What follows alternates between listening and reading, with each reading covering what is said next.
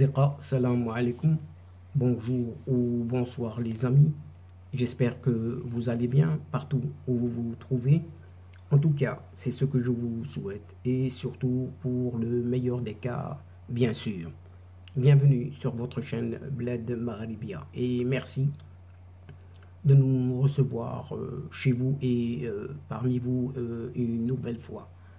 Pour ma part, je suis ravi, heureux et content de vous retrouver à travers cette 343e vidéo qui vient vers vous pour vous proposer votre CQFD, c'est-à-dire ce qui fait la petite discussion entre nous à chacune de nos entrevues. Vous le savez désormais, votre CQFD de votre Bled Maralibia se consacre comme toujours et comme à son habitude à cette actualité nord-africaine, maghrébine, pour venir vous la résumer très modestement et très brièvement, juste à notre niveau, en quelques petits mots, quelques petites phrases, bien sélectionnées ici et là, parmi cette actualité de cette région.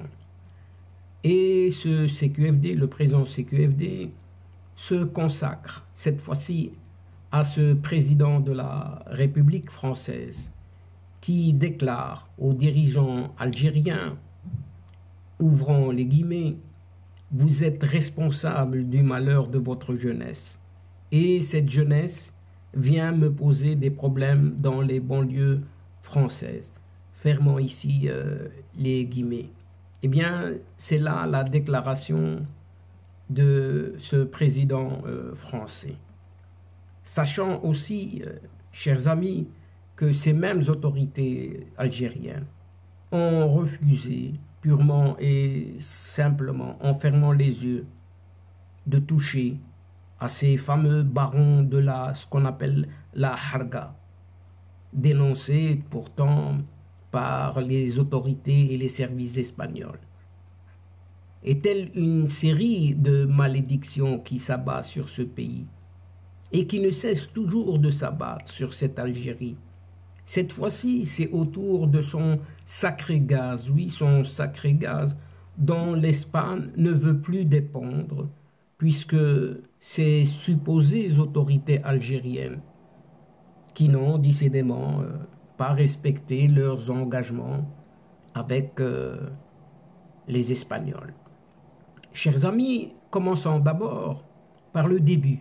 Oui, par le début en évoquant ce fameux livre, un fameux livre, pour ne pas dire un pavé dans la mare, qui vient de paraître en France, tout en faisant des révélations, de nouvelles révélations inédites et étonnantes sur les dessous des relations diplomatiques algéro-françaises cette fois-ci, avec ce fonctionnement secret des réseaux d'influence qui relient cette Algérie à la France.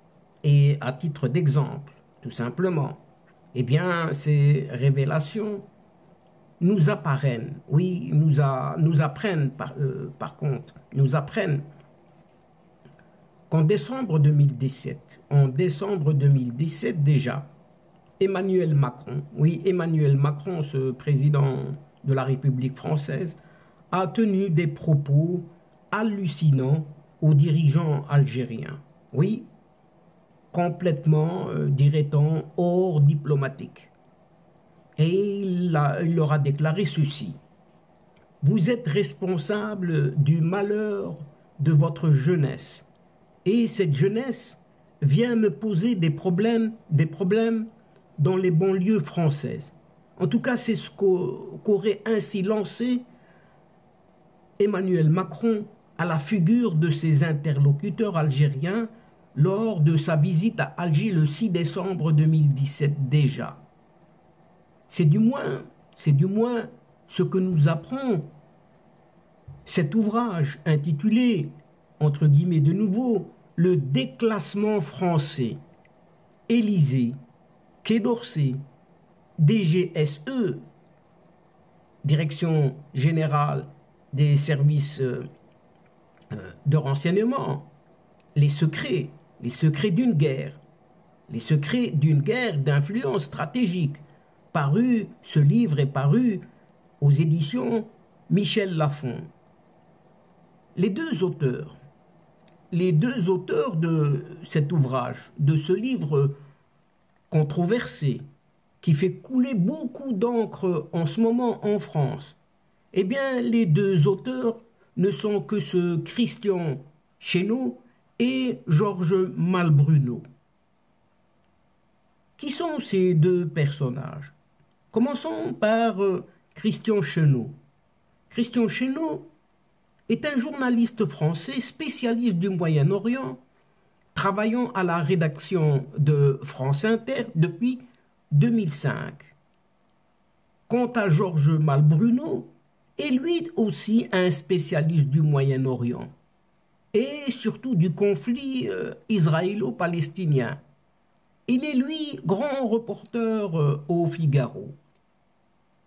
Ces deux journalistes sont considérés comme une référence très sérieuse et très crédible en ce qui concerne l'actualité des pays du monde arabe.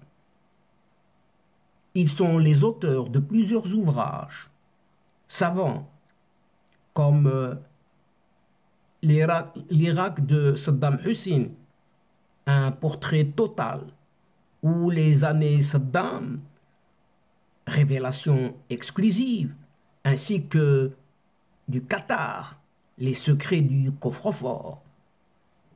Arrêtons-nous là, rien qu'avec ces quelques ouvrages, mais on attend d'autres. Mais dans le dernier ouvrage, paru le 13 janvier dernier, tout un chapitre est consacré au-dessous des relations diplomatiques entre cette Algérie et la France.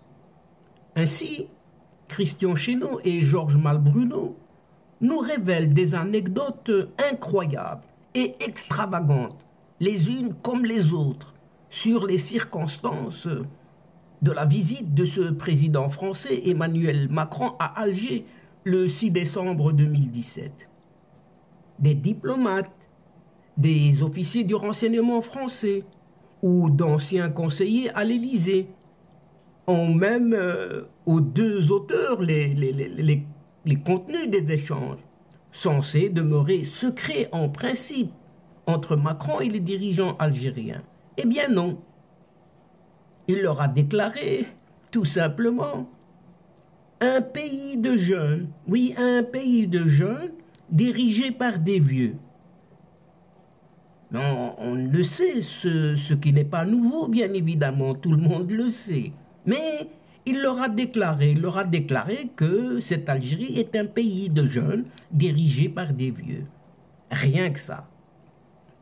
Et quand il débarque, donc ce président, pour une visite officielle dans la République algérienne démocratique et populaire, en décembre 2017, c'est sans doute ce qu'a dû penser en son fort intérieur Emmanuel Macron en découvrant la gérontocratie qui règne sur un pays où 70% de la population a moins de 30 ans. À la tête d'une délégation comprenant un certain Jean-Yves Le Drian, ministre des Affaires étrangères, donc le patron du Quai d'Orsay. Il y avait aussi Gérald Darmanin, ministre de l'Action et des Comptes publics, et Philippe Etienne, son Sherpa diplomatique. Eh bien, Emmanuel Macron est accueilli au complexe présidentiel de Zeralda sur les hauteurs d'Alger. En tout cas, c'est ce que raconte ce livre Enquête, le déclassement français.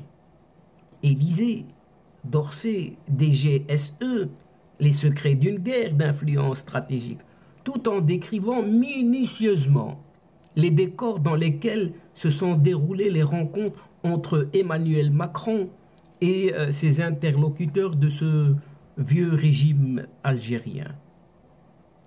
Le même ouvrage décrit des scènes invraisemblables et étonnantes de cette rencontre ayant réuni à Alger le 6 décembre 2017 Emmanuel Macron avec ce petit abbé cette fois-ci, ce petit abbé qui était toujours au pouvoir malgré sa grave maladie, ou pour ne pas dire invalidité, et tous ces pseudos autres hauts responsables, soi-disant, de cet État algérien.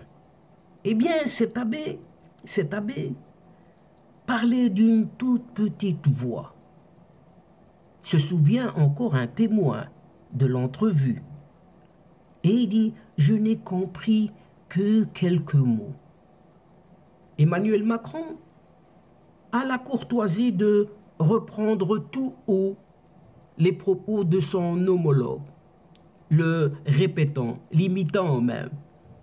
Donc, Monsieur le Président, donc on ouvre les guillemets, donc Monsieur le Président, vous me dites que, en réalité, le chef de l'État français va monopoliser la parole la plus grande partie de l'entretien. En tout cas, c'est ce qu'explique ainsi le même ouvrage de ces deux auteurs. Les caciques, ces fameux caciques, donc ces supposés chefs du régime algérien, assistent à l'entrevue, la mine renfrognée, oui, tout complètement abattu. Et il ressemble aux membres de ce politburo du temps de cette ex-URSS. Et il y a là, présent, le président du Sénat, ce vieillard, ce Abdelkader Ben Salah, 76 ans, le chef d'état-major des armées et vice-ministre de la Défense, ce vieux général Ahmed Gaïd Salah, 77 ans, un certain Abdelkader Messahel, le chef de la diplomatie, 68 ans, ou encore le premier ministre de l'époque, Ahmed Ouihia, aujourd'hui en prison, 65 ans. En tout cas, c'est ce que détaille toujours ce même livre, selon lequel Emmanuel Macron s'est entièrement lâché pour épingler la mauvaise gouvernance, la très mauvaise gouvernance de cette Algérie. Et surtout, son impact ensuite sur la stabilité de la France.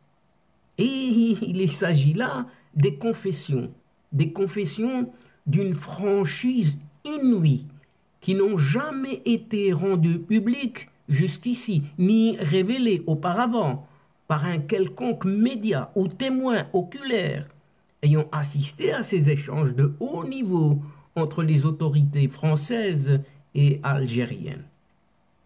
Et cette déclaration continue ainsi, avec cette petite phrase qui restera historique désormais. Vous êtes responsable du malheur de votre jeunesse et cette jeunesse vient me poser des problèmes dans les banlieues françaises. Il continue, il rajoute, obtenir un visa pour la France, ce n'est pas un projet de vie pour vos jeunes. Donnez-leur du travail, aurait déclaré Emmanuel Macron, devant cet abbé, en présence de cet abbé. Et tous les autres responsables du pouvoir algérien, y compris le puissant chef d'état-major de l'armée nationale et populaire, cette ANP de l'époque, ce fameux Ahmed Gaïd Salah, disparu depuis. À en croire enfin l'ouvrage écrit par Christian Chenot et Georges Malbruno, Emmanuel Macron a beaucoup insisté lors de sa rencontre avec ses interlocuteurs du pouvoir algérien sur cette faillite économique et sociale de ce système algérien. Il est à signaler que plusieurs diplomates et anciens responsables politiques français comme algériens ont été interrogés par les deux journalistes français pour rédiger cet ouvrage. Parmi eux, nous retrouvons l'actuel ambassadeur d'Algérie à Paris, eh bien ce fameux Mohamed Antar Daoud. Pour le moment, ces révélations faites par Christian Chenot et Georges Malbruno n'ont pas fait réagir les autorités algériennes, d'habitude si prompts sur la proie à dénoncer ou condamner les critiques acerbes qui leur parviennent depuis ici et là, et cette fois-ci depuis Paris tout simplement.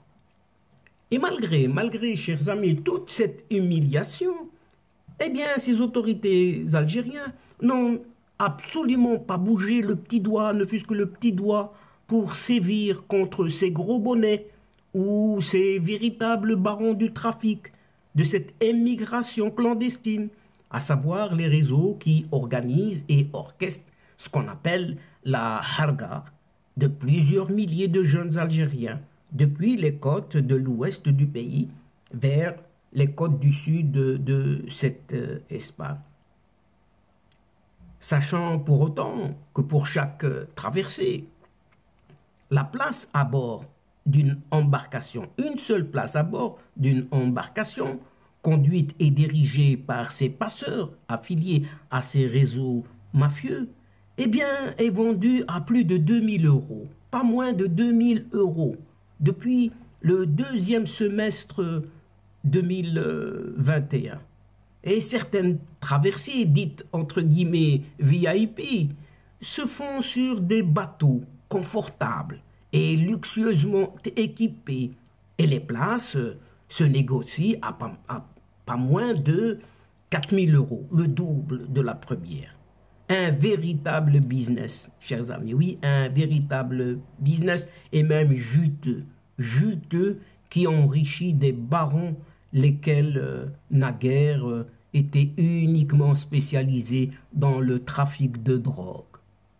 Eh bien, l'immigration clandestine rapporte plus que ce trafic de drogue.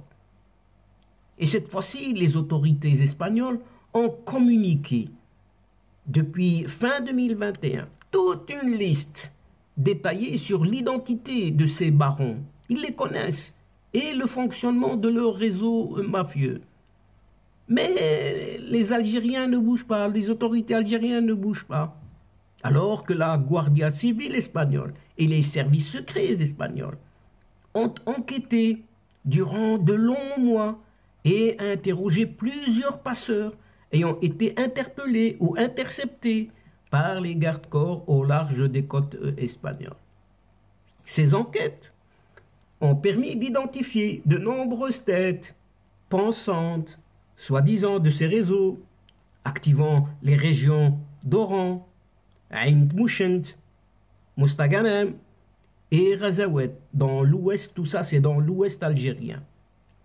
Mais malheureusement, il s'avère que ces informations communiquées officiellement au gouvernement algérien, et notamment au ministère de l'Intérieur, n'ont pas suscité l'intérêt des autorités algériennes qui n'ont rien fait, mais absolument rien pour démanteler ces réseaux ou les neutraliser. On dirait qu'il y aurait quelque part une certaine complicité entre ces barons et ces autorités algériennes.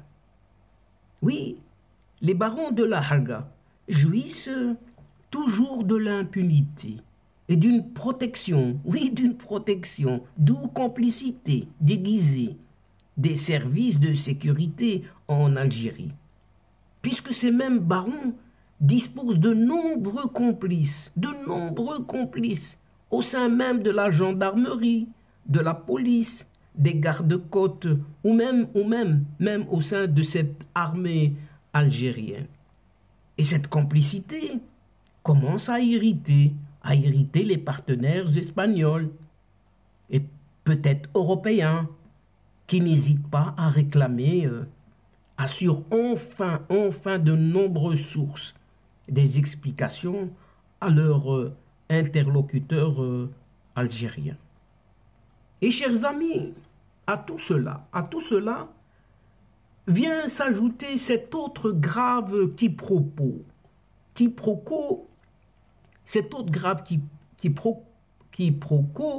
puisqu'il est de plus en plus évident que cette Espagne est en train de subir sérieusement les conséquences du non-renouvellement fin octobre dernier de ce contrat, ce fameux contrat d'exploitation de ce gazoduc Maghreb-Europe, ce fameux GME, sur décision unilatérale de cette Algérie.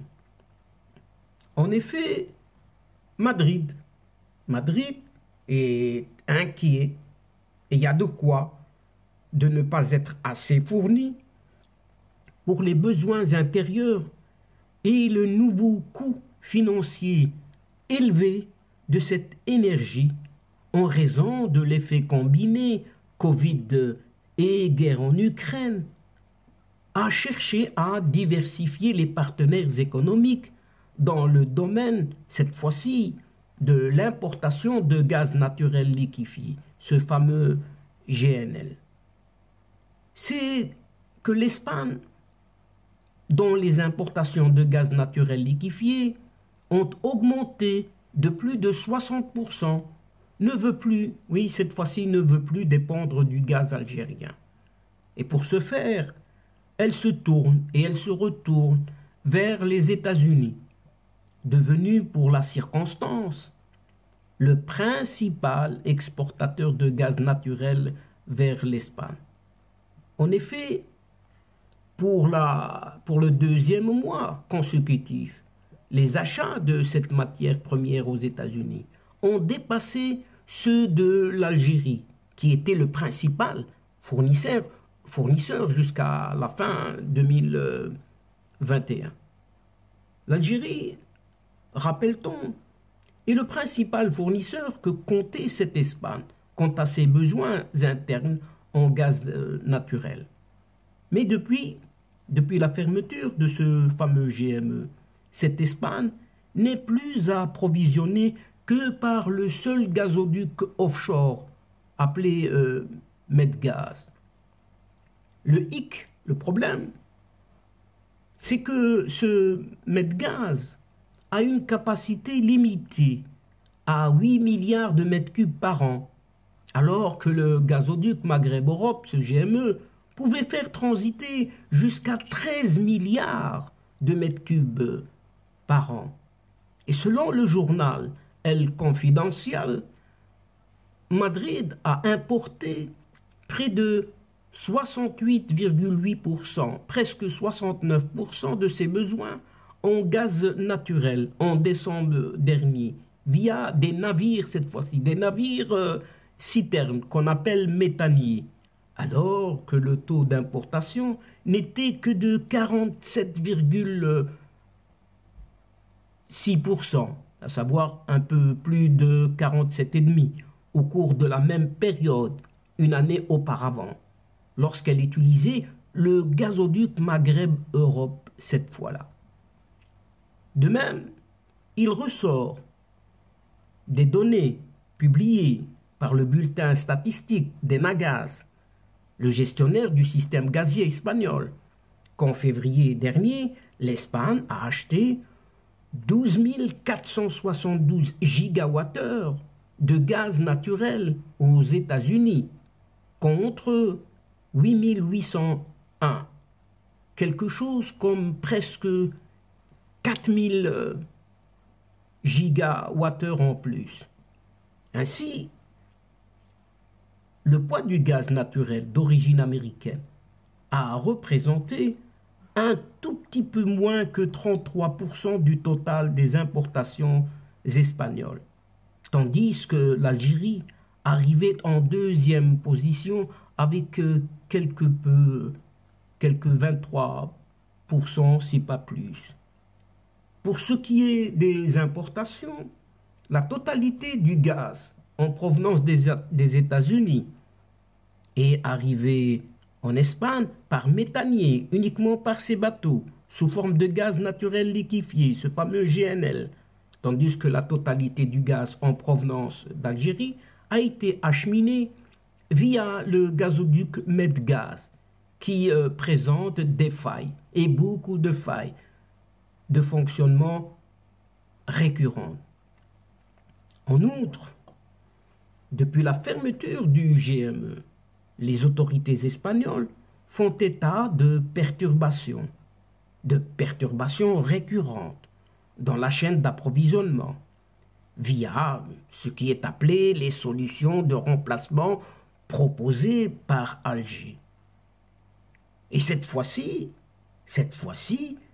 selon l'agence de presse fédérale russe, cette fameuse FAN, la fermeture par l'Algérie du gazoduc Maghreb-Europe, ce GME, lui a fait infliger de lourdes pertes financières. Et cette même source russe précise encore que l'Algérie s'est heurtée à des problèmes techniques liés à ses projets d'étendre la capacité du gazoduc Medgaz, ce qui a provoqué une hausse du coût de transport à mesure que la demande augmente et que la crise énergétique s'aggrave en Espagne et dans toute l'Europe. Ceci étant, rapporte également l'agence russe, l'Espagne accuse l'Algérie de ne pas avoir respecté sa promesse de lui fournir du gaz en quantité suffisante conformément aux engagements pris. À noter que des parlementaires européens avaient condamné la décision unilatérale de cette Algérie de suspendre l'approvisionnement en gaz de l'Europe via le gazoduc Maghreb-Europe.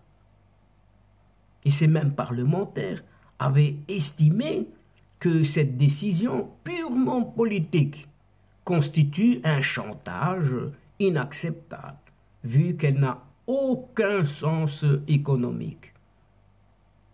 Faut-il dès lors, chers amis, le rappeler, ce fameux gazoduc GME qui a fonctionné sans encombre depuis 1996 jusqu'au 31 octobre 2021 était un projet régional gagnant-gagnant pour l'ensemble des partenaires, l'ensemble des pays impliqués, à savoir cette Espagne, le Portugal, le Maroc et l'Algérie même, oui, l'Algérie même.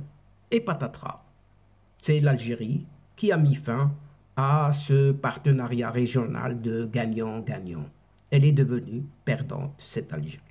Et donc, chers amis et chers adeptes de la chaîne, c'est ici que prend fin cette séquence en prenant congé de vous, mais néanmoins, nous espérons vous retrouver très très bientôt avec un immense plaisir pour vous relater d'autres thèmes, d'autres sujets lors de vos prochaines vidéos de ce qui fait débat, c'est-à-dire ce qui fait discussion entre nous à chacune de nos entrevues.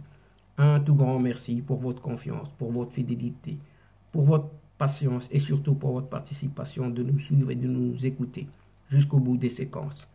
Ces séquences qui attendent énormément de vous, à savoir votre soutien, vos encouragements. Mais néanmoins, ne nous oubliez pas de nous aider et d'aider votre chaîne en vous y abonnant en très grande masse et de faire abonner toutes vos connaissances partout où vous vous trouvez, afin d'être informé très très rapidement et en toute primeur bien sûr.